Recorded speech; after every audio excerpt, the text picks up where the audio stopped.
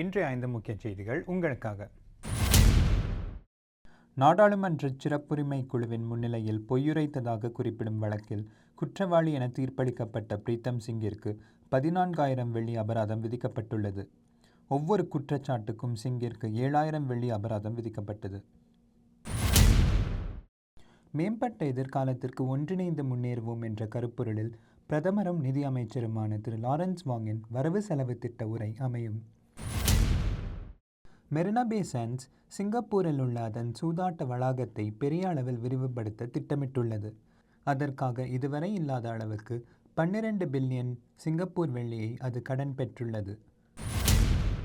பிப்ரவரியின் மீதத்திற்கு இடியுடன் கூடிய மழை எதிர்பார்க்கப்படுகிறது.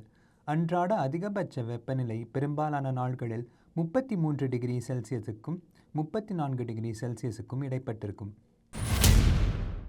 அமெரிக்காவிலிருந்து நாடு கடத்தப்பட்ட 112 சட்டவிரோத குடியேறிகளுடன் அம்ரித்சரில் 3வது விமானம் ஞாயிற்றுக்கிழமை இரவு தரையிறங்கியது.